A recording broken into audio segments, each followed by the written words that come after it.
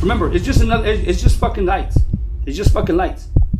At the end of the day, when that fucking bell rings, everything goes to shit. It's just you and him. Bright lights, right? An arena, 15, 20,000 people, T-Mobile Arena in Las Vegas, Nevada. Like, that's crazy. That's like where Canelo fights. On ESPN, against the pound for pound top 3 in the world. A lot of people, bro, they'll crumble under that pressure. What did that feel like in that moment, though? When you're getting to the tunnel, and you just see the lights, bro, and it's like, all right, everything I trained for is go time. My mentality, man, like, I belong here. That's the mentality I kept, where I was like, I belong here, and I'm made for this moment.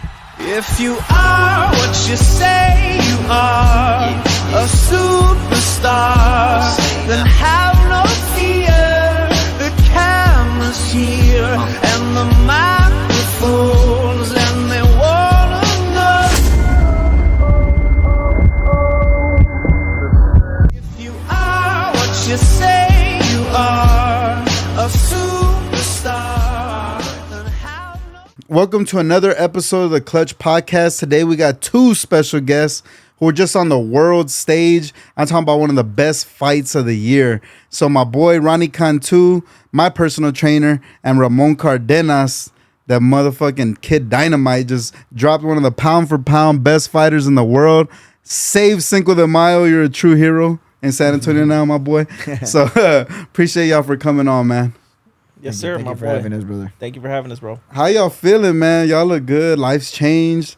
I said y'all both got new necklaces on. The world knows y'all's name. Y'all must be feeling on top of the world right now, man. How y'all feel? Man, I feel good. Was back in the gym yesterday. I didn't accomplish my goal ultimately, but I mean, you know, back in the gym, I feel good. I wasn't beat up in this fight. You know, I just feel good. I'm excited for the future now. Hell yeah. Ronnie? Yeah. No, it's good, man. A lot of people showing us a lot of love, so it's been pretty cool back home. But again, at the end of the day, the job kind of fell just short, so we just got to get back to work, man. But it's cool to be home, good to be back, and marathon continues, bro.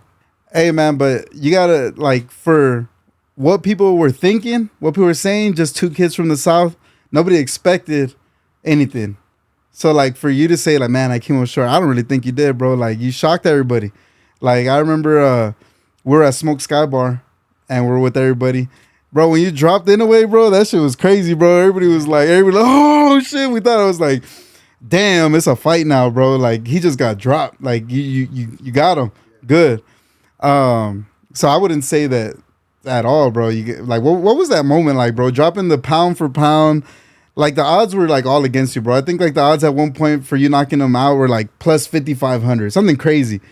And guys, if you're watching the podcast, that's like if you bet $100, you win $5,000. That's what the odds are. And you did it, or you dropped them. And if you would have had more seconds in that round, I'm pretty sure you would have got him. What was that moment like, bro? I mean, really, it was just when I got him, I always tell people, like, when you knock somebody down or you knock them out, like, you just know. So when I hit him, I knew he was gonna go down, and I just kind of like went to the corner, and then I was like, okay, I just gotta like continue to fight, because ultimately I knew he was gonna get up, and you know, he's a competitor, bro. So I knew he was gonna get up, but that's really what it was. Like, that's what was kind of going through my mind, and I was like, okay, like, I got him, and it was a blessing and a curse, because it was a blessing that I dropped him because I knew I could hurt him, but it was a curse because I knew I could hurt him. I started looking for one shot, and kind of where the game plan kind of just, you know, went to sour in a sense. Oh, I get it. Like, so, like, at that point, you just saw blood. You saw red. No, I mean, for me, it was just the game plan was to kind of like reel him in, catch him catch him as he's gonna like be a little bit more confident. Mm-hmm. And at first that's what we did, but then it became to where I did it a little too much, and I did a little too much, and then you know, I ended up getting tired because I was looking for one shot, and I was exerting myself so much, just one shot, instead of setting it up like I did the first time. But it was very competitive fight. Y'all were exchanging blow for blow. I mean, it looked like you hit harder than him. It just looked like he was like consistently throwing punches, like a lot. I saw an interview. You were like, man, he shot like 8 in a row every time. Yeah, that's really what it was. It was never that I felt like the power was like, oh, damn. It was more just a accumulation of like, he throws so many punches, and I'm like, you know, like, I'm over here trying to like prepare for them. And again, it was never like he hurt me. It was always just the accumulation of punches. Because I knew like if he caught me with one good shot, I knew he was gonna like try to come back. So I was like, okay, I gotta prepare for that. And that's really what it was. It was never like, oh shit, like he hits really hard. It was always just the accumulation of him throwing so many punches and stuff. Yeah. Hey, there's one thing I noticed about you though that's different. You didn't get you had the yeah. what do you call that? The rat tail. The rat tail, Yeah. bro. What was up with that, bro? Was that like your good luck charm or something? Nah, I mean it was just one of those like I just did it because of Game of Thrones, and then and I just kept it. And I was like, you know what? When I win a world title, I'll cut it, or when I lose, I'll cut it.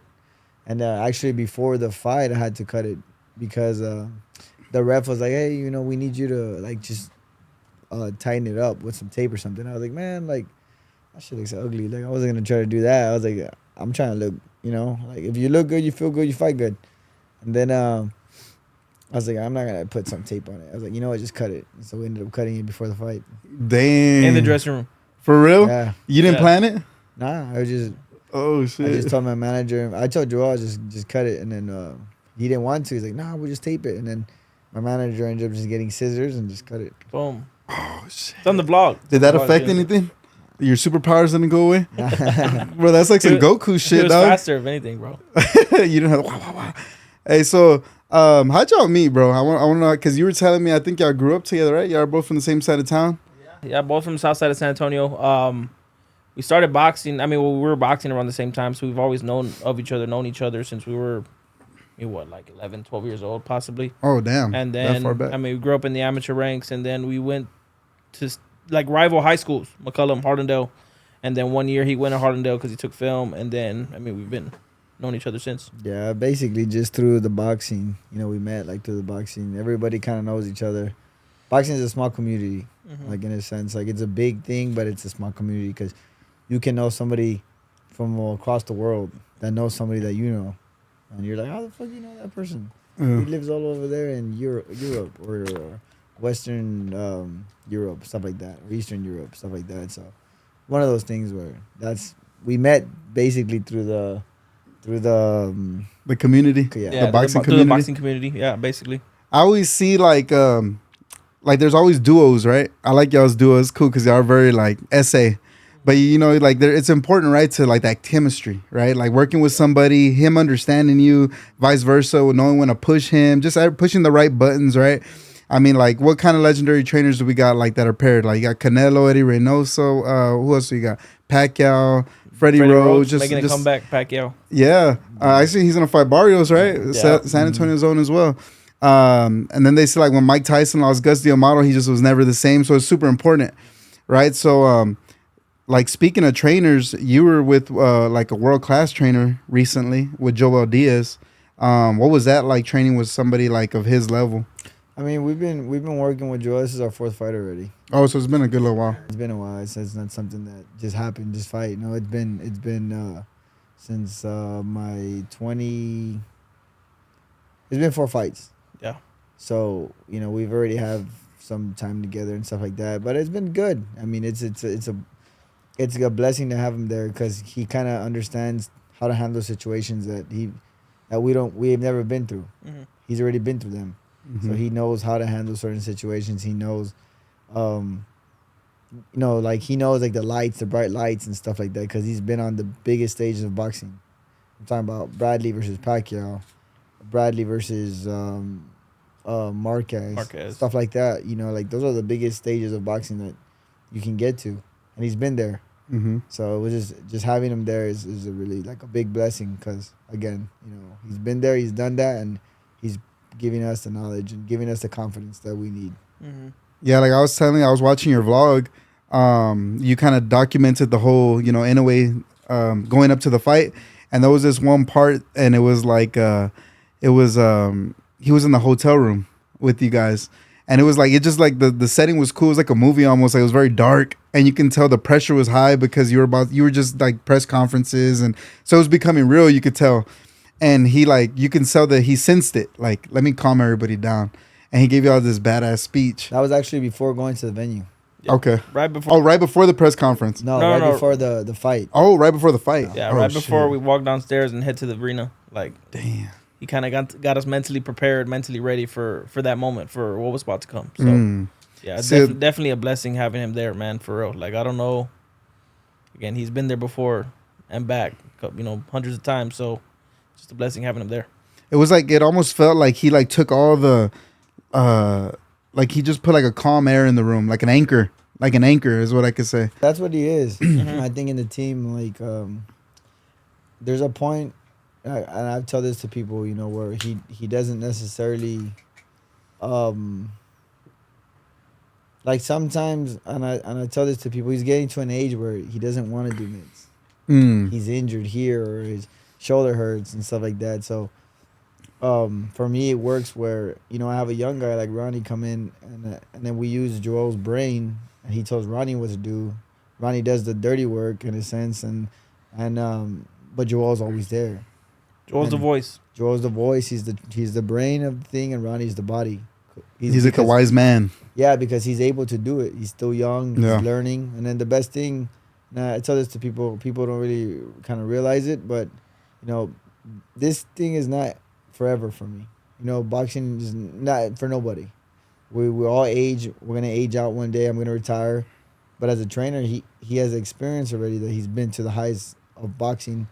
And he's just going to keep learning. So now I can at least say I left one person that's a good trainer. I left them for the next generation of boxing here in San Antonio. So that way they don't have to go too far away to get good training.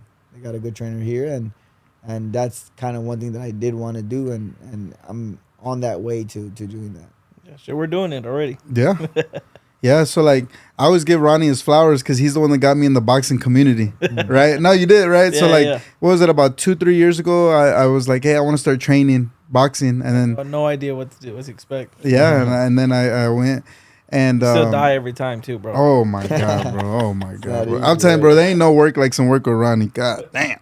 And I've been to some gyms and I see how trainers train. Like he trains you. Like it's like he'll push you to your limit. And some, not all trainers do that. Sometimes I go and some people are just hitting bags and stuff. You're there like, hey, working on I'm the right next to you. Yeah. So like, what I'm big on mentors, right? Mentors are important, man. Like learning something that or seeing somebody that's where you want to be and learning from them, because they're the only ones that know how to get there, right? It's like a shortcut. So like you want, I know you want to be the best trainer. Like that's your mindset. You want to be the best at what you do. What have you learned working with like a trainer like of that caliber? Like what's some things you've learned from him? Man, it's just, like, again, it's just a blessing having him there and having just that mentor and that, that leader, like understanding how he leads, understanding his voice and what he expects. But man, just everything, man, just everything. And I have it all documented, like what to do, what we did day by day. But again, just kind of how he leads, kind of what he expects in training, what he expects every day. Just a blessing having him there, man. And I've learned a lot, and I'm continuing to learn. That's just it. I'm going over there and I'm being a sponge. Obviously knowing how Ramon works, knowing how he likes to work, but understanding the direction Joel gives too. And that's been great. It's been a blessing. And you wouldn't expect that, because again, all his knowledge is gained throughout the years. You wouldn't expect him to be so open and be so willing to teach you and show you all the ropes, show you everything that he's been through. But man, he's a great guy, great trainer, great leader, and I got a ton of respect for him. Awesome, man. It's a good opportunity for y'all, man. 100%. Ramon, what was it like growing up, man? I know you're from the city, you're from San Antonio. What was it like growing up for you? Like, what was your experience in the city? And like, how was your path to find boxing? I mean, growing up in San Antonio, I tell people, it's as long as you're not doing stupid stuff, you'll be okay. Like gangs and all that stuff was around. It was a trend, I'd say. Everybody wanted to be a gangster back in the day because it was a trend, and so it was basically going through trends in life, in a sense of, I remember everybody wanted to be a gangster, and after that everybody wanted to be like swagged out all the time. I And remember after that, yeah. you had to choose Young Money or fucking what is it, Taylor Gang. You all remember all those trends. Yeah. So now it was skinny just, jeans, all that skinny, stuff. I remember that. All that stuff. So it was basically going through trends in life, and then getting older, man. I think my brother actually went to the gym first. I didn't have no intentions of going to the gym. My cousin Raul was fighting and stuff at the time. He was undefeated, and I didn't really have no intentions. I was playing soccer. I loved soccer and I loved to play soccer, and I was that's what I wanted to do growing up. I wanted to be a professional soccer player, and then it got to a point where I kind of just followed my brother. He was going to the gym, and I followed my brother maybe a week after him going, and it was one of those things where at first I didn't like it because I was like, man, like I wasn't really getting paid attention to because I was only going 3 times a week because I was playing soccer. I was going to practice Tuesdays and Thursdays. And then basically one day I tell the coach, I'm like, hey, like I'm bored. You know, I'm doing the same thing over and over. He's like, okay, well, throw your 1-2. And at the time, the workout was 3 rounds of like just throwing your jab, and 3 rounds of throwing your 2, and 3 rounds of throwing 1-2. And then we would do turnies and burpees and jump rope and like just a basic workout. And it gets boring. So I told him I'm bored. And he's like, okay, we'll throw a 1-2. So I threw it. He's like, he looked at me. He's like, throw your jab. I threw it good. He throw you 2. I threw it good. He's like, what the hell? He's like, how long you been here? I said, 3 months. I've been doing the same thing over and over. He's like, well, you're pretty good at that. He's like, okay, well then tomorrow, this was a Monday, tomorrow you train with the boxers. It was Tuesday. Take in mind I had to go to soccer. So now I had to choose. Now I'm finally going to be able to train with the boxers. So now I have to choose whether I want to go play soccer or come to boxing. So I ended up going to the boxing gym. After that, I kind of just ended up liking it more because it was more competitive. You know, like the other kids there were training and they were boxers. And I'm like, damn, I want to be like them. And little by little, you know, I just kept going. And then eventually I get to a point where in 2009, I was going to a national tournament. And it was a national tournament. And at the time, I actually got invited to go play on the U.S. youth team on soccer. So I had to choose whether I wanted to like play soccer or now it came up again. Mm. And then I told my dad, I was like, okay, the camp was like $3,000. And my dad was like, okay, well, let's do this. I told him, if I win the tournament, I'll keep boxing. But if I lose, I'll go play soccer and I'll just stick to soccer. And I ended up winning. That was my first national title, ringside 2009. After that, I just took straight like to just boxing. So you had like a crossroads. So you liked actually soccer more when you were little or not really? Yeah, because I was winning at first. And when I started boxing, I won my first fight and I was like 3 in a row. Oh, damn. And I was 2-3, and then I was 2-4, and I was like, man, like I'm losing, bro. I'm over here, I'm winning over here, but I'm losing over here. Oh, that makes sense. I was like, man, like fuck that. And but then it got to a point where I was like, okay, I won a couple in a row. Then I won the national tournament, and that's when I was like, okay, like I can actually do this. I won a national tournament now. Like now I'm pretty good. And after that, I mean, I just kept winning. I lose and I win, and that's how I went. And I ended up 86 wins and 20 losses. Nice. So you had over 100 amateur fights. It's a lot of fights. So you were actually really good at soccer too? Yeah, I was pretty good. I can see you being good at soccer, bro. You look fast as hell. That shit. Dang, okay. So basically, you started in soccer, and so your brother went to boxing, and you followed his footsteps. And then you like the competitiveness. Yeah, I mean, it was a lot of the things too was just following my brother. You know, my brother was like he's my first hero in life. I think, you know, your dad's always like your first hero. But for me, it was my brother. Oh, okay. I always wanted to be like my brother. Like anything my brother did, like I wanted to do the same. And I remember there was a time when my brother was wearing those little hats, like the old school hats, like the golfing hats type thing. And I would be wearing them too, just because I wanted to be like my brother. You know, like I know what you mean. You know, like that was my brother, that's my hero. That's my hero. Yeah. So everything he did, I did too. So I'm glad he went to the gym. I'm glad my dad took him to the gym because ultimately, like, I think life would have been different. What's your brother's name? Steven. Shout out Steven. My boy Steven. For real. Got your boy out here, world fucking champion, and over here Steven, making some money. He was a good fighter too. Good amateur fighter too. Yeah. So that's how you found boxing. You had over 100 fights. Mm-hmm. So, but hey, boxing's a tough sport, man. Like you getting hit for a living. The training's super difficult. It's probably like, to me, it's probably like one of the hardest conditioned sports, right? Like to actually train for a 12-round world title fight's got to be intense, crazy. What made you choose, like, man, this is my career, though? Like, I know you were good, you won the amateurs, but not all good amateurs go pro, like, to that level, right? Like, what made you choose, like, man, this is what I want to do for my career, prize Well, I fighting? kind of always, I kind of knew because when I won, like I told you, when I won that first belt is when I kind of realized, oh shit, I can actually make a living off of this in the sense of, or not so much a living at the time because at the time you don't really know anything about money. Mm-hmm. When you're young, you don't really, you think your parents are millionaires or, Yeah. like you don't know money.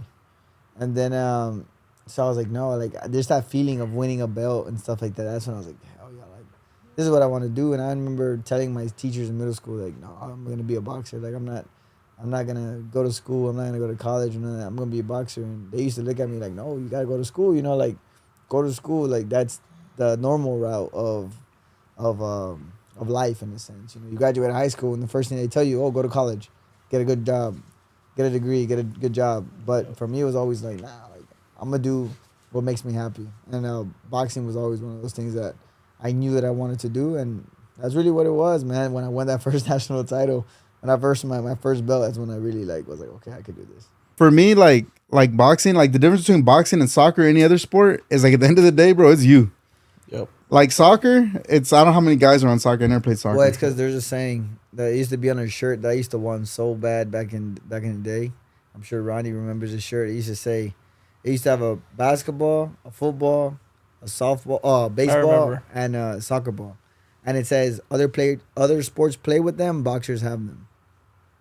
Huh? Oh, balls. Hey, let's recreate it, bro. Yeah. Wow, that sounds cool. I remember that shirt. Who had that shirt? Ringside. Yeah, I remember that shirt. So that's the thing is just my competitive nature, man. Like I've always been like anything I do, you can ask this guy, like anything I do when it comes to sprints, when it comes to push-ups, pull-ups, like it don't matter. Like I'm very competitive. Like I want to win every single time in anything that I do. So I think that's kind of one of those things that drove me as well to be a boxer because,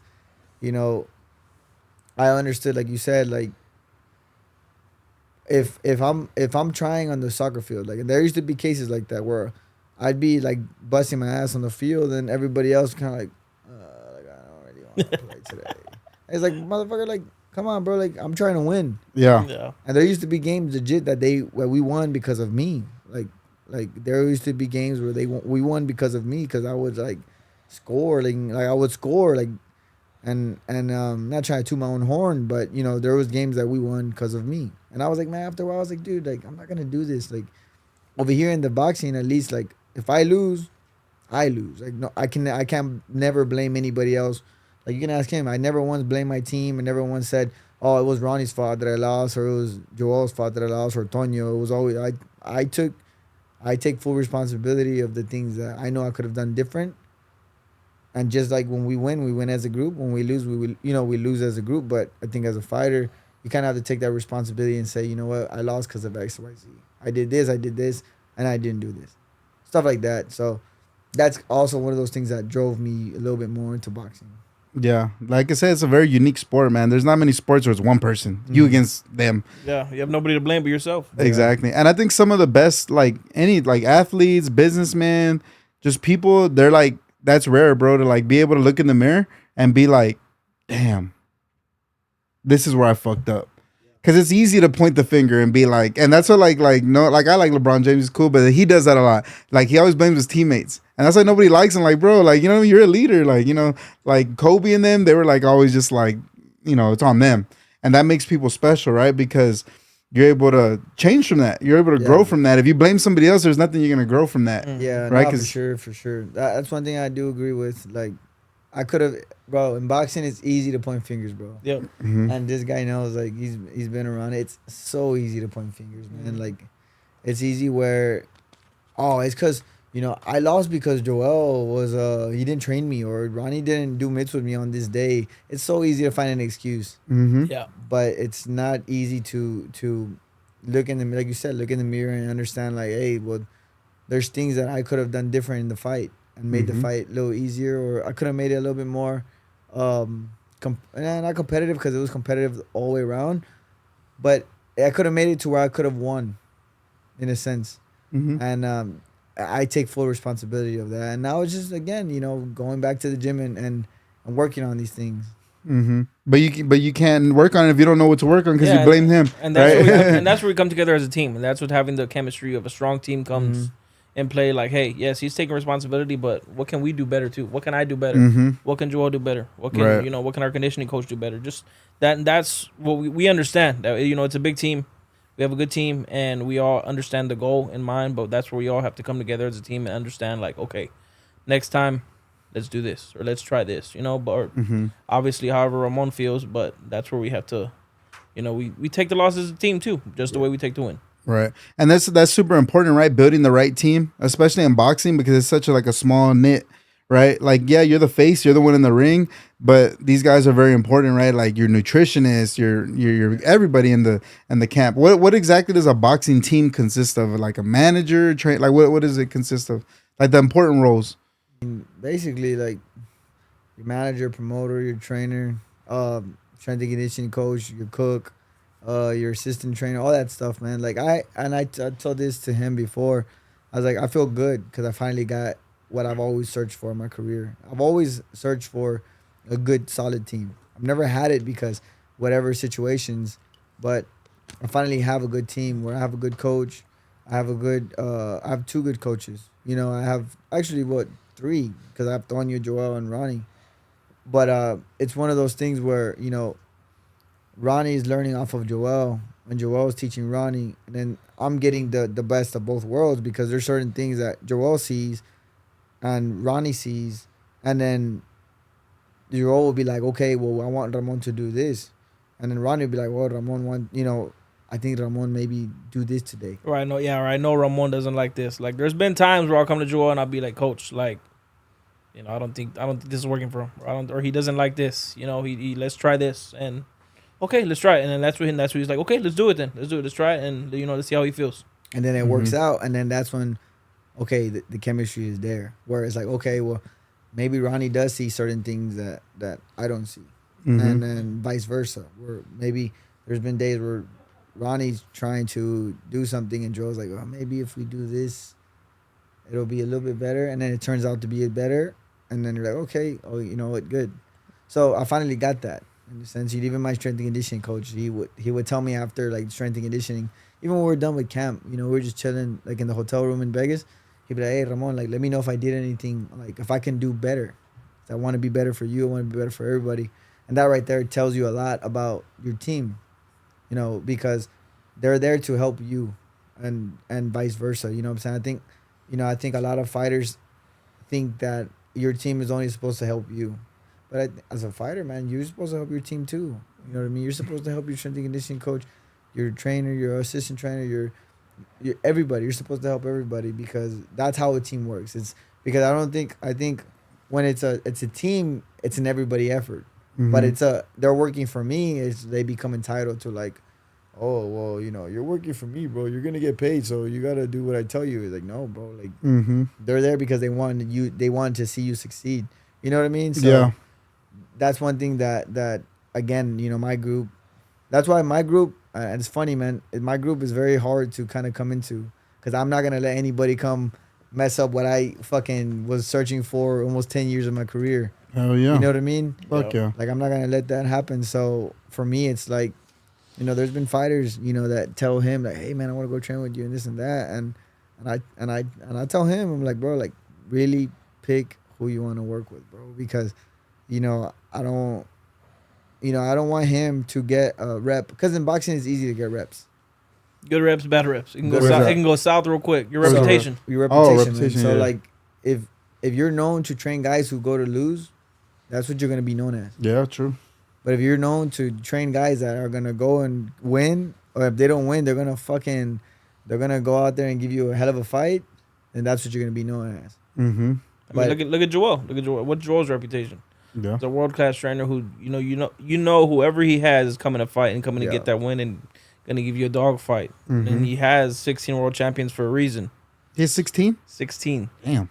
I don't know. He has 16 world champions. He made that known too that one day in Cantu. He's like, I got 16. Damn. That's a lot. So I mean that's the reputation he's created. He's a world class trainer who's gonna come with it. If he has a fighter, he's gonna come to win. He's gonna give you a dog fight. Yeah. And that's one of those things where that's why I want him to have. where, you know, you have to learn to be picky, like with certain stuff. Like even you're not just gonna go pick up Joe Blow from down the street and get an interview with them because you're gonna be like, ain't nobody gonna watch that. Mhm. You're not gonna waste your time. Yeah. You know what I'm saying? So Oh, yeah. so it's the same. That's why I tell him, like, don't waste your time. Like, carry yourself. And I was telling him, you gotta carry yourself like you're that motherfucker. Oh, yeah. You know what I mean? Because Oh, yeah. that's what you want to be. Mm-hmm. That's So you what you got- want to be. That's what you want to be like. So that's why I tell him, and then that's like I told you when it all, you know, all this going back to. That's why I'm very picky with who I keep in my circle, because I've worked too hard to get what I have now, like this team, this group that I have, and I don't want nobody to fuck it up.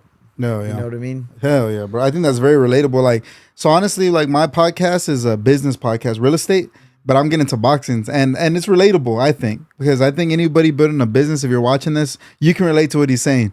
Because it's very hard to get a good team in anything. And once you find it, you don't want to let anybody in that's gonna fuck that chemistry up. And I let people go all the time because they don't fit the chemistry. Like fuck that. We work too hard to be vibing good Yeah, right yeah, now. Like, and it's great. You don't think about it, or you don't really realize it, but man, it can go south real quick. Real Like- quick. And like one with- person with- can fuck everything like up. with anything, man. Like with anything, and it's crazy, man. Just like just going back to having Joel there, like, and having that speech he gave to us pre-fight. Like, if that don't happen, like I'm not mentally prepared, you know. Right. And Yeah. going into that locker room, it can go south real quick. But Mm-hmm. but that just the core of the team, having him there, and that it just goes to show, like, having a good team, you need it. You need it to get to the top level. Yeah. And you know what, we were talking the other day, right? And I train with Ronnie, right? And he's like, Tries man, to. Hey, I'm getting there. Hey, I'm getting there. I pull up, motherfucker. Hey, so, hey, I pay you to fucking fuck me up. He's getting paid to do this shit. Let's not get it twisted. hey, so look, you were telling me, like, there's just some like God-given gifts that people have in this world, especially fighters, right? Like, you can't teach how to fucking crack. Like, you either got that shit or you don't. Like, you're born with it, right? Speed, IQ, footwear, there's stuff you're just born with, right? Like, you can't really teach certain things. What do you see? Like, you've been in the game a long time with Ramon. What do you see what's his special God-given ability in boxing? And like you say, man, it's he has got to give an ability, the power, the speed, the talent, like all that. But again, a lot of fighters have that. Yeah. A lot of fighters have that. Everybody has talent. At that level. Exactly. Yeah. But I think, man, what's special with him is between the ears. It's in here. It's in the head. And it's kind of hard to explain, but I mean, that's something you can't really teach either, because he knows. He knows when to turn something on. He knows when to turn something off, like in life. He knows, kind of what he has to do, what needs to be said, what doesn't need to be said. And that's stuff that I can't say or I can't teach. Joel can't teach. That's just something that's him as a person, you know? And all his God-given abilities, his power, his speed, his IQ, he's able to put that all together in the ring because he has it up here. Mm-hmm. And that's kind of hard to teach. Not everybody has that. Again, a lot of fighters have speed, power, determination, but they don't got it up here. Mm-hmm. And that's what messes everything up. Yeah. If you're not right in between the ears, if you're not right in the head, you shouldn't even be in the ring. And he has that. So, and I think that's the core, what makes him a special fighter, a special talent, and a good person. What do you think's your special talent or your God-given? Like, what do you think's your most strongest, like? My suit, like my I think it's like he said, man, my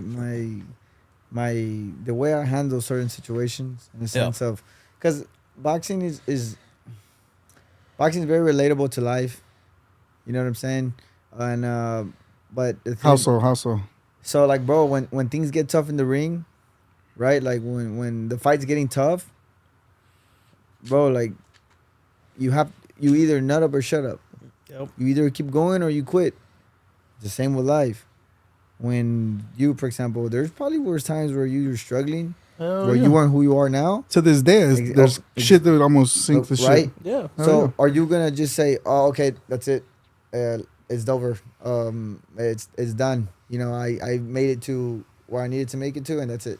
No, you're gonna be like, you know what, fuck that. Like, I'm gonna keep going because this is not where my story ends. Mm-hmm. So it's the same with me, where, with fights, and I tell this to people, like, you could be fighting, and this is how my mentality is bro, like, the fight, and you can ask him, I'll be tired, I'll be hurt, but I'm not a bitch. Like, I'm gonna continue, and I'm gonna keep going, and I'm gonna I'm gonna give it my all, because ultimately, like, that's all you got.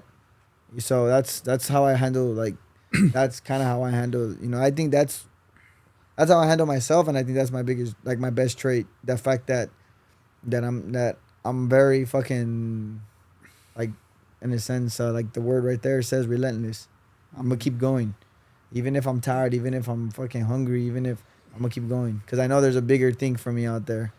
So, but like we were talking about earlier, like the gold. There's a dude who's right there, and he's about to hit the gold, and he stops. And you got the other dude that's just gonna keep going, and they're gonna find that gold. And for me, I'm still trying to find that gold, and that's ultimately the world title. So I haven't finished the mission. So that's what I want to. That's what I wanted. That's what I'm gonna get. Yeah. I think you found some gold. you got a lot of jewelry. But that all comes down to the mindset too. You know what I'm saying? That's Yeah. the mindset. That's the mental that you can't really teach. Yeah. And that showed in the fight too. I was watching the fight the other day. I'm like, that was a hell of a fight. And then there'll be times where Inoue gains momentum, and I'm like, shit, here we go, slowing down. I'm like, oh, then it's like, damn, here comes Ramon, and you can just see it, man. That just all comes down to the mindset that he has. Yeah, and I agree with you. I think that's like boxing. That's why I think why I like it so much, bro. It's so relatable to life, and especially like guys, like if I would suggest to anybody watching this, if you're like just a real estate guy or a business guy watching my channel, go train with somebody. Go to your local gym and train, bro, and you'll see what we're talking about. Because until you experience it, where you get to that point where you don't want to go no more, and your trainer's like, nah, fuck that harder. You don't know what we're talking about, and it's like relatable to life. And like you can go to a box, you can go to any Gold's Gym, whatever, and just work out yourself, cool, like putting yourself to a certain limit. But then when there's somebody there in the boxing gym pushing you, or you got to punch back, and you're just like, oh shit, like, there's like nothing left. I don't know if I got that in here. Yeah. I don't know if I got that in here, but you got no choice. And somehow you just find it. You just find something, and you're like, what the fuck? Yeah, It's the same like life, man. yeah. And I think those are the moments though, like when you get to that point, like those days in the gym when you push through that day, when you do that in the fight, that's when you find that next leap to your life, like where you're at now, because of those days. Like for instance, I was there when you fought wasn't it Brian Acosta. Yeah, that was a tough fight. He got you right, and I remember I was like, damn, like, and you pushed through though. You got up, and I could tell, bro, you were like, fuck, like he got you in a weird spot. He got me like in the temple area, right? And was that your first time ever? Yeah, ever in my whole life. Okay. And but see that those type of moments right there, I feel like define you, dog. Like, cause you know what you're made of. Like you don't know what you're made of until you got to go through it. Yeah. Like you don't know what you're made of, right? That's what Inoue said when I was like watch his interviews when you dropped them. He's like, I appreciate these moments because now I know I can take a hit and keep going. I know I'm a champion, a true champion, right? Like I'm not just beating everybody's ass. Like that's not a real champion. He's just over talented. There's always going to be a time where it gets tough. Exactly. You got to dig it out the dirt. You got to find it, but like you don't know until you get that moment, right? So like moments like that, right? I was like, damn, and you push through. But look, you push through. Those were probably those days in the gym where you had nothing in the gas and you just kept going. That was kind of that day, right? You made it to the end of the fight. You won the fight, and then boom, you got the chance of your life. Yeah, that's like a perfect analogy for life, bro. Like, yeah, I mean, like you said, the gold again. You can see gold is different. You could have gave up, bro. I could have just, like I told everybody, for me it was never about the money. Like the money's whatever. I can go get a 9-to-5 job, bro, if I really wanted money. You know what I mean? Mm-hmm. But for me, it was about the chance of accomplishing my goal was to win a world title, and then to be able to be undisputed was another thing. But we fell a little bit short. But again, I think, like we're saying, there's different gold. Like gold it could be very whatever you make it. Whatever you make it. And for me, the goal was the championships. And for again, dude, like it all boils down to like I'm saying, the relentlessness, and that word is sticking to me because I keep looking at it. But it's the relentlessness of like wanting something like bad, bro. And my thing is I want a world title and I'm gonna get it. You know what I mean? Just a matter of when. Well, you opened the damn door. I'll tell you that because I know you can get another shot. 2 seconds away from having all of them. That's what I've been. That's like, crazy. 2 seconds away. 1 second. I think the count went up to 9. Yeah. If he takes a quick stumble, this fight's over with. You see, like here's the thing though. Like I read a lot, right? And I'm into like life, bro. I study this shit. Like I study this shit, right? Like people's soul. Like that's your soul at work on that's like your soul to me on TV. Like what's this guy made of, right? And so like there's this book and it just talks about like there was a story of this guy wanted, I don't know, it was, I forgot exactly what it was. He wanted gold or something, right? And a broken, what he was looking for, but broken in pieces, came to the shore. And he found it, and he was all mad at God, like, man, this is not what I asked for. Yeah. I wanted the cup. And the book said, like, no, this is just signs that he heard you and it's coming. And I believe in that. Like, it's never going to just come right when to you. You got to earn it. Yeah. Mm-hmm. So that was like, that's like the perfect analogy, like kind of like with like, you got right there, you saw it all, bro. That was all the belts. That's crazy. Yeah. Like, nobody gets all the belts in one shot. Yeah. Like, Teofimo was probably the only one I ever saw got all the belts at once, and then Haney after him, right? But like, you're going to go get them. You're still going to go get belts. Yeah. Just go get them one by one. Yeah. Right? At the next weight class, or unless he drops and they all go vacant or whatever. Yeah. But you're going to get a damn belt. You open the door. Like, you're going to get your shot. Yeah, I know for sure, man. I think, this fight kind of, like you said, kind of showed me a lot about myself. Because everybody was writing me off, bro. Like, no one expected me to even do what I did. That's why I'm kind of happy. Again, I'm disappointed that we lost. I'm bummed out about it. But at the same time, I'm still a little bit, like, proud. Because no one in their right mind gave me a chance. Everybody was like, nah, Ramon's going to get knocked out in the first round or first 3. He's not going to even pass 5. The odds at, what was it, 5.5? It was 5.5. The over under 5.5. You got it. That's how you know, like no one gave me a chance. Mm-hmm. The fact that we went 8 and I was good. Like I told the ref when he stopped the fight, like, bro, I'm good. He's like, I know you're good, but you'll be okay. I was ready, like, fuck, like, well, I'm not gonna argue with this guy because the fight. It's not like the fight's gonna done. Restart. They're gonna restart it, yeah. So I was like, all right, whatever. But I was good, and but again, I'm proud of the fact that I proved everybody wrong. And I gave him in a competitive fight. It wasn't a fight where he was just kicking my ass. It was a fight where we both went at each other and we both were hitting each other hard. It was a competitive fight. So that's kind of what I'm proud about, that I proved everybody wrong. Like, I proved everybody that had me getting knocked out in the first round or getting knocked out in general. I didn't get knocked out, bro. Like, I was good. That's why I told the ref, I'm good. Yeah, very controversial. Like, you could see that you weren't getting beat up. Like, you were not all, like, eyes going crazy. Like, you were just, like, you were like this. I was waiting because I knew the flurry was coming. Yeah. I knew the flurry was coming, so I was waiting on that shot. I mean, I was waiting on him to end whatever he was going to do, how many punches he was going to throw, and I was going to reset. So it's one of those things where, like, I'm proud of the fact that I proved everybody wrong. Yeah, bro. Yeah. It's a blessing, bro. Like, bro, like, now your confidence level is probably crazy, dog. Like, you probably feel like Super Saiyan in the ring right now with anybody. Like, no one's going to fucking scare you, dog. You're like, bro, I just went pound for pound with this. Just went toe-to-toe with the best. I mean, toe-to-toe with the best, one of the top 3 in the world that everybody has them, right? Like, pretty much on every list. Do you remember, like, where you were, bro, when, like, you got the call? Yeah, I was actually buying food.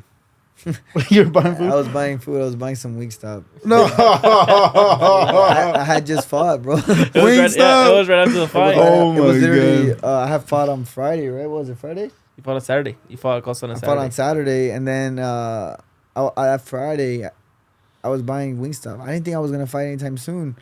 And me and my manager were talking about some other stuff, and then he just randomly asked me, like, hey, would you like to fight Inoue? I said, yeah, that's a fight that I've been telling you that I wanted it. That's crazy. He's like, okay, well, May 4th? And I'm like, oh, shit, like, are you serious? He's like, a couple weeks, shit. He's like, yeah. And I was like, oh, shit, like, yeah, like. And he told me how much, and then I was like, I don't really care about that, but like hell yeah, I'm down. So then right away I came. We literally left that Tuesday. I was on vacation, and then we left. I came back home Sunday, got my stuff ready on Monday, and then we left on Tuesday. Back to camp. Right, I remember that. Right back over there. Did you finish your Wingstop or you spit it out? Nah, I finished it. You're like, fucking my last meal. I'm gonna eat this. My last meal. I'm gonna eat this one. Damn, I remember that. Well, that's like a life-changing moment, bro. You're never gonna forget where you were at right there. Yeah, no. I think, for me, I don't think I would ever forget that. Like, your whole life changed, bro. Yeah. It's never gonna be the same. Just the opportunity. Yeah, no. That's one thing that I told this guy. I'm like, dude, like, I post on Twitter, I post on Instagram, whatever is social media, and like, bro, I get like a lot of love, and it's like, damn, like, these are things. That's what I tell them. Like, I went to the fights on Saturday. I saw my homie, right? And I went to the fights, and people wanted pictures, and it's funny because I was telling my girls, like, look, after this fight's done, we're leaving, like, because I know he's gonna knock the other guy out. I was like, as soon as it's done, we're leaving. And so then he ended up winning decision, right? But as soon as it was done, we started leaving. But before I get to leave, hey, bro, can I get a picture? Can I get a picture? Can I get a picture? And then can I get an interview and this and that? And I was like, yeah. And I feel bad because these are things that like I wanted. Like I wanted these things. I wanted one day for people to recognize me and ask me for a picture and stuff like that. So now that it's here, I have to kind of enjoy it and, you know, kind of like be that person that wanted that. So all in all, we didn't end up leaving early. We ended up leaving later and we still got traffic and stuff like that. So it's like life has kind of changed when it comes to that, and social media as well. Like I got to be very picky and be careful on what I post because ultimately, like, you know, now I have eyes on me. You got a lot of eyes, I'm a figure, public figure now. Mm-hmm. Now I can't post dumb stuff You can't because post I'm gonna get in stupid shit no trouble. more. Because someone's gonna see it now. Yeah, somebody's gonna see it and take a screenshot. Like I posted a story on my Instagram of me in the gym. I put first day back. Somebody screenshots that and posts it on Twitter. I mean on X now, right? They post it on X, and then people are like retweeting that. And people are like, "Hey, I want him to fight so and so. I want him to fight this person, this person." And I'm like, man, it's literally my first day back. Like, but and then I posted and I get like almost 1,000 hearts on, like 1,000 likes on my I don't know what you call them, tweet or whatever. Mhm. I got 1,000 likes on my tweet, and I'm like, oh shit, like this is crazy. Like Crazy. how life has changed in a sense of that. Mm-hmm. A lot more eyes, a lot more views, I lot more. remember when you called lot more me. opinions. I remember where I was at. I was like walking around my building. And you're like, bro, don't tell nobody, dog. You're hype I as had, fuck. I had to share the news, bro. It was funny because I was literally about to get a haircut. We were on the weekend. I was back in town. Like I was finally kind of enjoying home for the couple weeks, and then my barber was like, "Man, y'all congrats, y'all did good, but what's next?" I'm like, "Man, hopefully, you know, kind of we'll see. Kind of we want the Inoue fight. We'll see what's next." I mean, obviously, I think he has a fight soon, possibly in September next year. We'll just kind of wait and see what's up. And Ramon calls me 5 minutes later, bro. We got the Inoue fight. I'm like, nah, what? Yes. No, bro, what? He's like, bro, get ready. We leaving. I'm like, all right, well, let's go. I didn't ask nothing else. Let's go. You gotta talk about sacrifice too. You sacrificed a lot, bro. It was your birthday. It was like Christmas, or what was it? It was a whole bunch of Yeah, stuff. I mean, Christmas. for New Year's. because New Year's. we had back-to-back camps, so I think we kind of did the math over like a 20-week period. I was home for like a week and a half. Damn. Kind of missed New Year's, missed Christmas, missed my birthday, missed my mom's birthday, missed a lot of stuff, and it sucks kind of being dirt. Miss Easter, and those are kind of stuff. Those days in camp are like, damn. I mean, I wish I was home, but I mean, at the end of the day, it's for a sacrifice. It's for a bigger reason. It's for a bigger purpose, and I mean that like it's for that fight, for that type of fight, for that opportunity, and it was still great, man. It was all worth it. Yeah, and I just want to circle back one last time before I move forward on the conversation because it's so important to me, bro. Like, cause it's like shit. Like when I'm in the gym with you, and I'm like dead dog, and I'm like, I don't want to do this no more, bro. About Give to me a throwing break. up. Yeah, and like I have to keep going. Like that's the shit in life that like that's where you go, dog. That's You have that to. moment right there when you either gonna quit or you're gonna just take that little extra, like Yeah. find some shit. But like I like it like when guys like boxers because it shows it at the like highest level. Yeah. Like, what do you think of, bro? Like when you gotta dig deep, bro, and there ain't no gas in the tank, like you're just dead. Well, where do you like? Where does your mind go, bro? Or like, does it shut off? Do you think like what do you do? Nah, I mean me, I'm just basically I just want to win, bro. That's really what it is. I just want to win. The urge to win. The urge to win. The wanting to win. I think it's like that in life too, bro. Like winning different matters in the sense of, well, like you know, you buy houses. What do? You want to win. At the end of the day, you want to win. So I'm gonna buy this house and I'm gonna fix it. I'm gonna sell it. I'm gonna win. So it's the same with boxing. Like you want to win. Same with life. You want to win. So that's how I see it, bro. I want to win so bad. But it's like different though, bro, because it's like it's your body doesn't want to go no more. Like how do you keep it going, bro? But even like I told you, bro, like there's days where you don't want to work. You Mhm. still gotta come because you want to win. That's the mindset, bro. Everyone in their own way wants to win. You know what I mean? So it's the same, bro. Like as boxers, like we're not that different than everybody else. If that makes sense. We're the same, but it's just different aspects. And you know, we're fighting, but you're fighting in another way. So it's just one of those things where I just really just winning, dog. Like that's what I kind of lock in my brain is like winning. You know, looking like winning the fight and setting something up for myself in the future for better. So it's just really just winning the mindset, man. The mindset, bro, and that's what it all comes down to. That's what makes him special. That mindset. Not everybody has that. Not everybody has that. And that like when times get tough, that happens to everybody. Every fighter. They're either gonna break, they're gonna keep going. One of the two. And I feel like more often than not, a lot of people break because that's not easy. It's tough, but that's what separates the good and the great right there. That moment. Because you've had world champions, man, that like will retire in the middle of their youth because they're just like, I don't want to do it no more. Like I'm done. Mm-hmm. You know what I'm saying? And it's kind of like, okay, well, they won. They made it to the world title, but a lot of them they could have done more.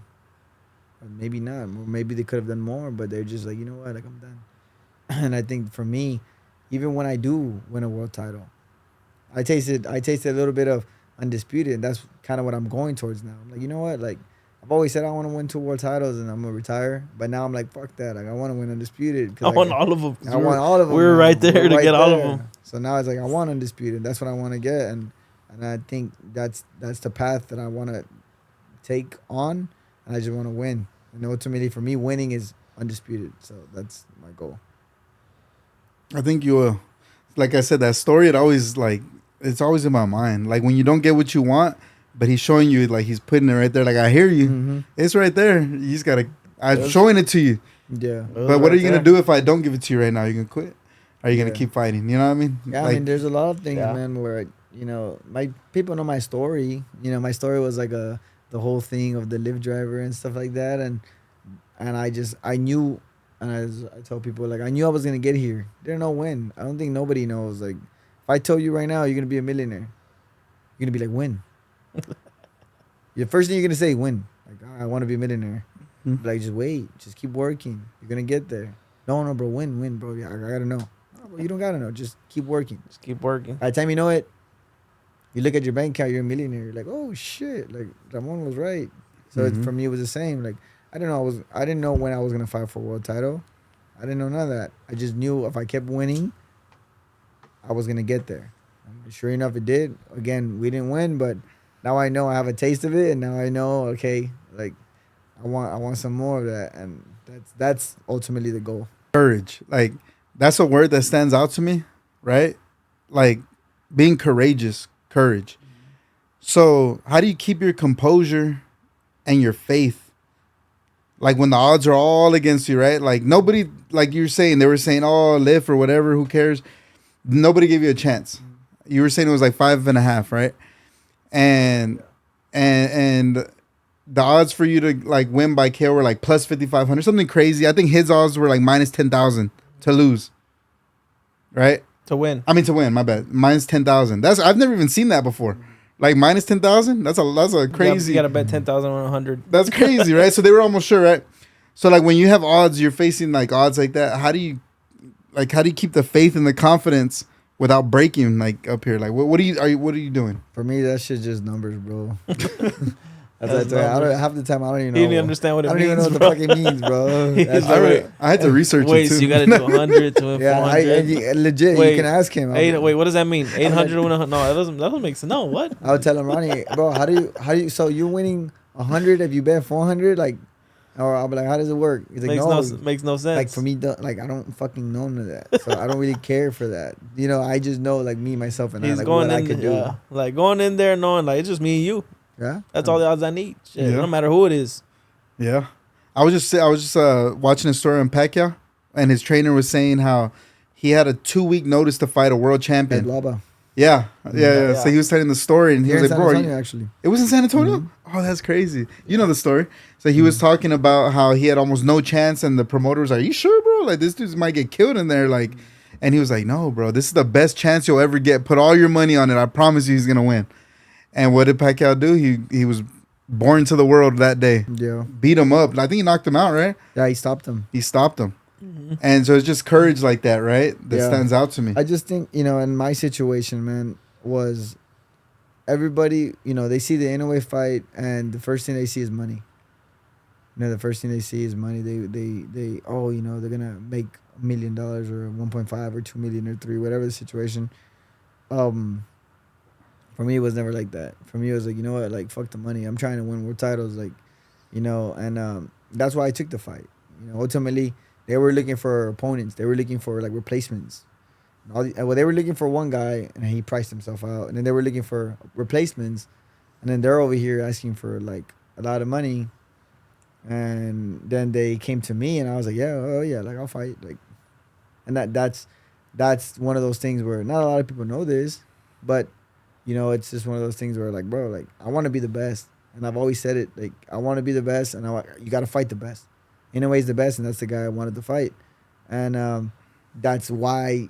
And he's there to testify. I never once said, "Oh, bro, I'm gonna make X amount of dollars." Like, bro, I'm gonna be set, bro. Like, for me, it was like I'm trying to fucking win a world title. You know what I mean? So that's the courage like that I took on and said, you know, fuck yeah. Like I have that faith in myself that I know what I can do, and I know that fight, like that fight was gonna set me up for bigger and better. Whether I win, lose, or draw, as long as I go out there and I fucking give it my all.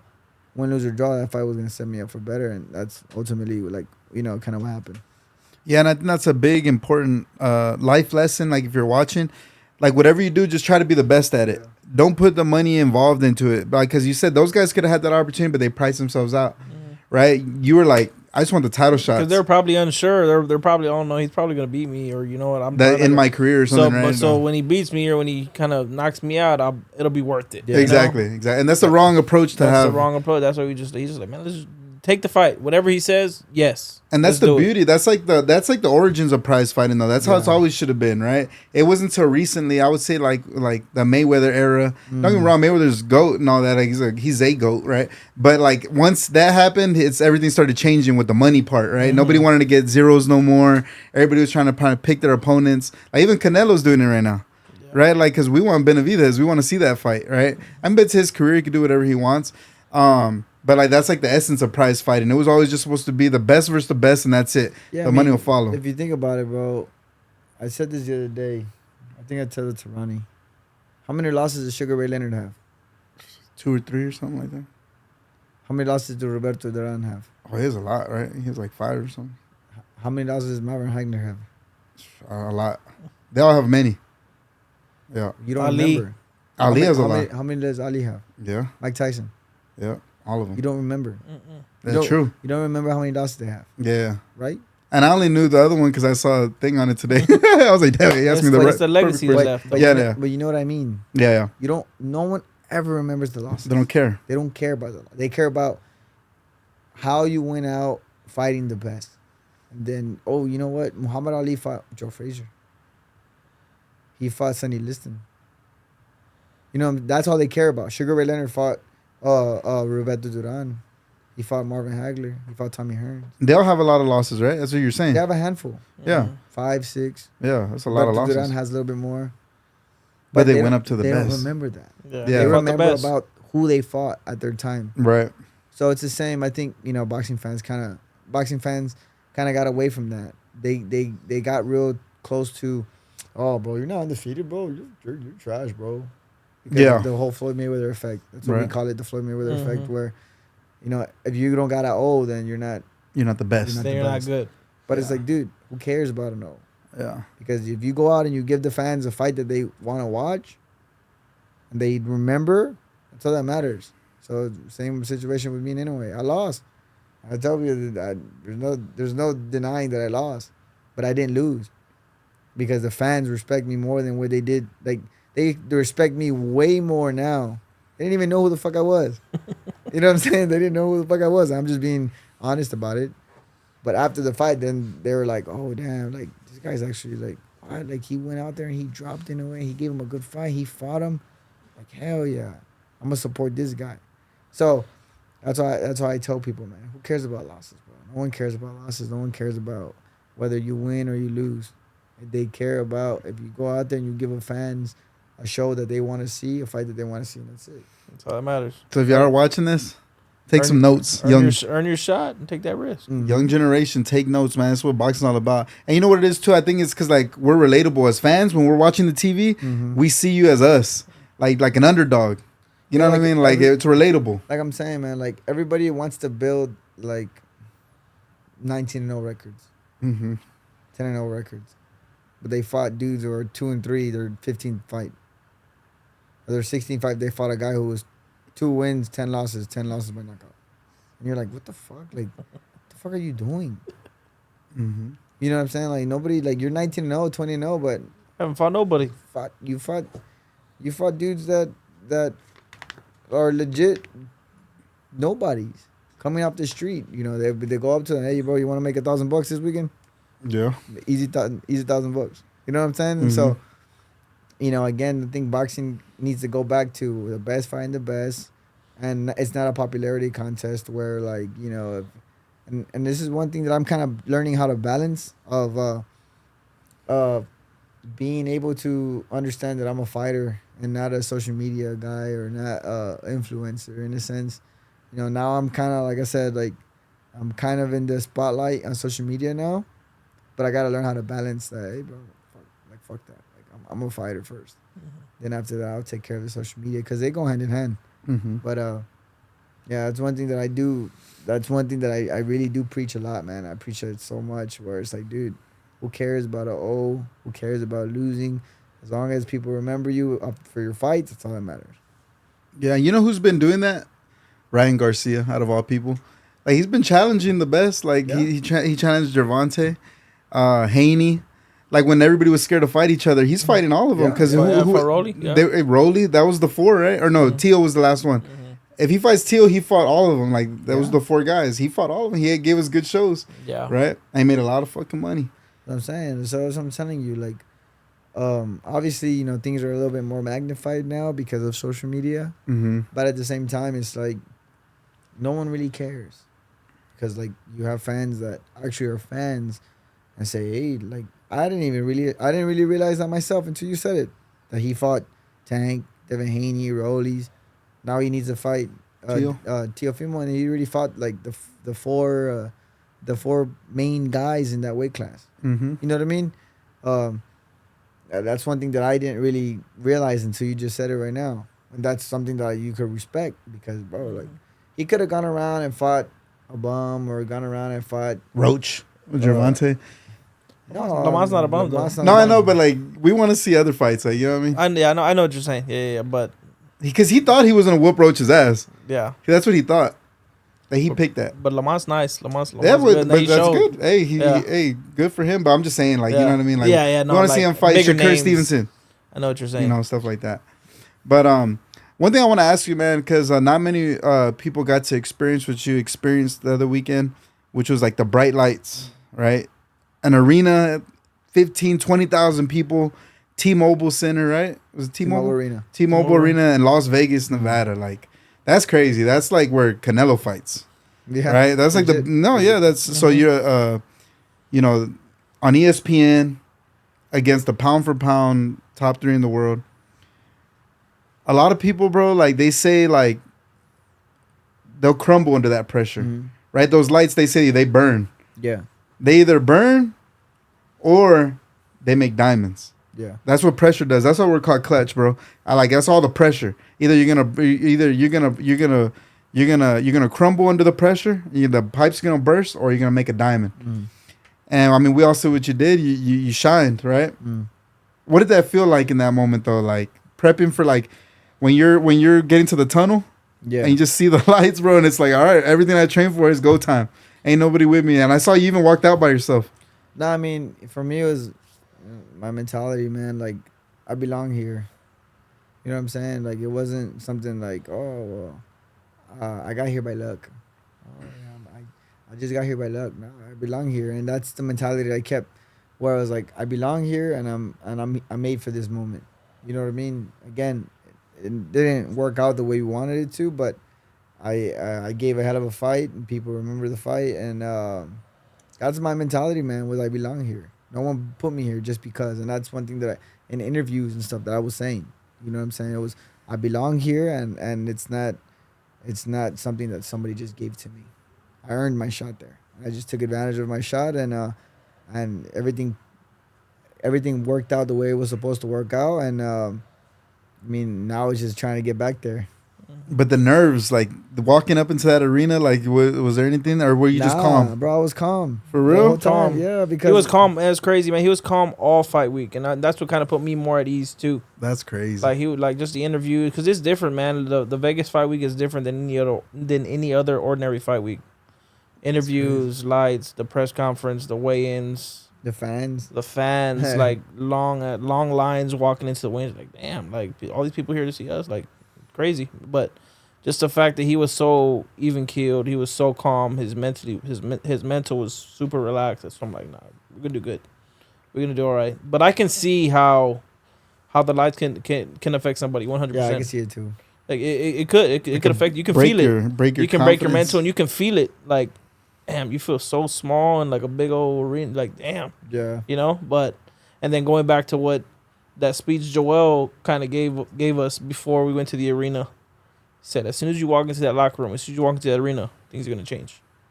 It's gonna change. Damn. And you feel it. You can feel it. Like you may hear it. Oh yeah, you know, you may think about it, but we felt it, you know, and mentally we were ready for it.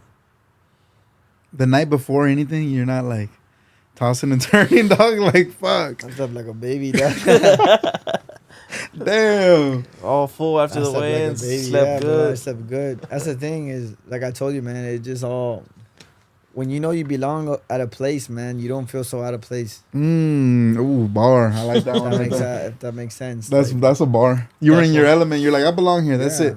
It's my stage. I'm here. That's how I felt, bro. You know what I'm You saying? should have came out to if you. Oh. Yeah. Some Did- Lupe Fiasco. Did you ever get starstruck by anything?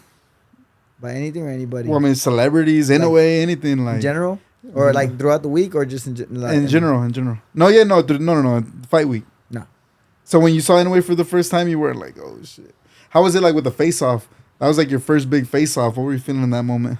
Nothing. Nothing, bro. Nothing, Because bro. I try to look like, bro, like how is it like looking eye to eye to a motherfucker like that? Like, feel a little no Diddy. That's a little. Nah, for me it was. Yeah. I was good, bro. So you just calm, chill. Yeah, He looks if like an anime character. If you to see me. Ramon, all his fights, leading up, like fights before this too, same kind of face off. Just like Just looking at calm. him right. Yeah, that's it. I was just chilling. Because they're gonna get in the ring anyways.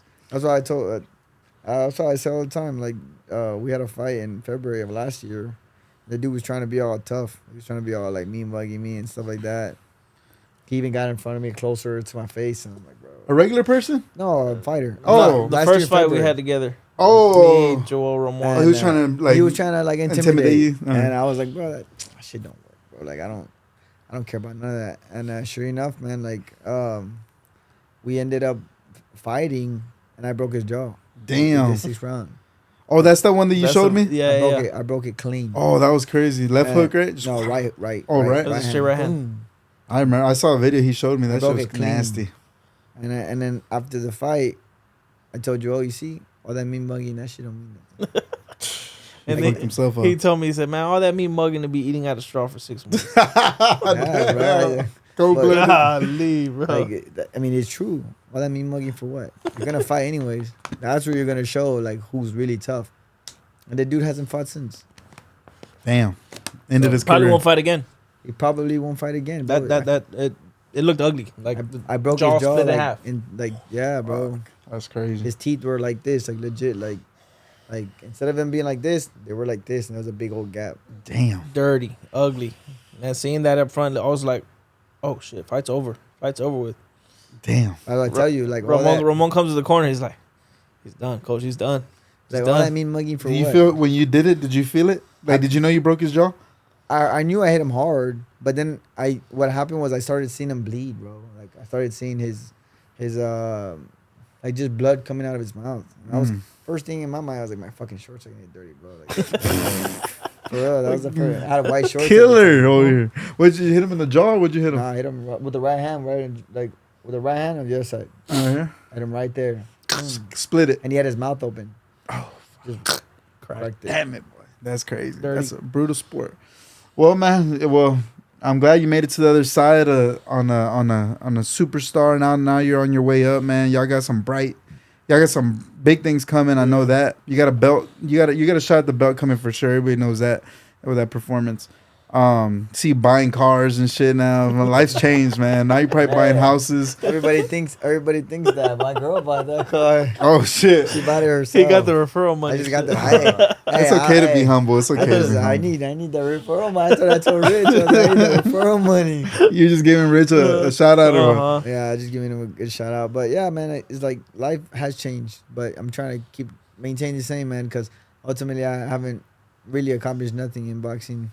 I didn't accomplish my goal, which was to win a world title, and that's kind of what's keeping me level-headed. Bro, like, what am I celebrating? That's why one thing I guess before we go, right, it's a if the boxers watch this or just people in general, but it goes mainly for like boxers.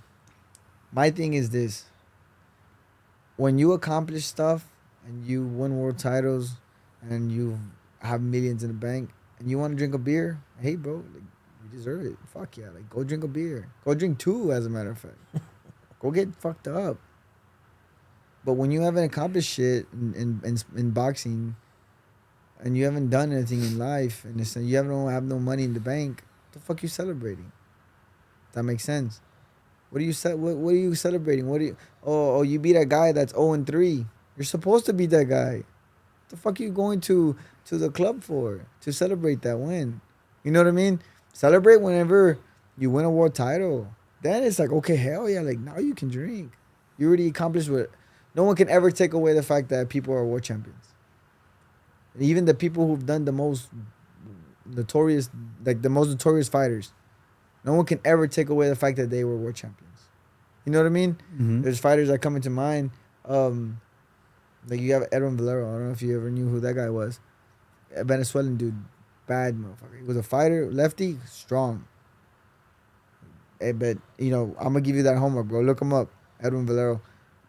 He did what he did. And I personally, I used to be a big fan of his. Now that I got a little older, kind of understood, like, the stuff that he did. And I was like, you know what? Like, I condone it in a sense. But I can never take away from him that he was a world champion. The organizations can't. People remember him as a world champion. So that's why I tell people, like, when they accomplish what they want to accomplish, and when you win a world title or when you have millions in the bank, then you can go drink a beer. But until then, the fuck you celebrating?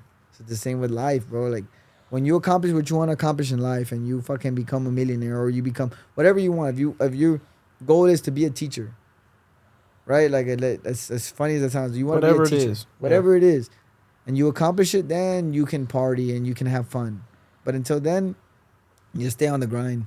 That's one thing. Like I said, I wanted to leave that mainly for like the people local, in San Antonio, because there's a lot of potential here, bro. There's a lot of potential, but I don't want to see the potential go to waste because they want to be celebrating. They want to be celebrating beating a guy that they're supposed to beat.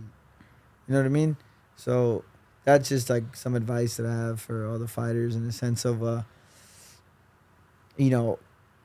I can retire today, and I won't be happy with my career, but I'll be all right because I'm like, hey, bro, like I got to a point where not everybody in San Antonio has gotten to yet. And I'm not saying the world. And I'm not saying they're not going to. Hopefully they do. Hopefully they all get to this point. But I'm content with what I've done in my career, but I'm not happy with it. Like I want more. And I think the fighters now have to kind of see that as well and fucking want to accomplish more and get out the comfort zone, man. You know what I mean? San Antonio is really, really has a lot of talent, man, right now. And they just got to get out the comfort zone of wanting to accomplish more. Yep. That's a lot of succeeding in this game in boxing, getting out of the comfort zone. And in life, really. Yeah. Comfort zone is where dreams go to die. You're comfortable wherever you at. You're going to be cool doing what you're doing and getting by. But once you get out of that, you're going to realize, damn, I got no choice. I got to do it, and it pushes you that much harder and it makes you do that much more. And that's what's going to show in the ring. Boxing, and I've always said it too, boxing exposes you. That ring exposes you, whether it's good or bad. Whether you put in the work, it's going to show. Whether you didn't put in the work, it's going to show. It's going to expose you. And that's just kind of what the game is. Yeah. All right, guys. Y'all got any more last words? You good? That's it for me, bro. That's it, man. It was a good time. It was pretty cool. It was cool doing this. All right, man. Well, in the famous tweet, Ramon Cardenas. How about this Lyft driver now, baby? Let's get it, baby. Stay Yes, clutch. sir.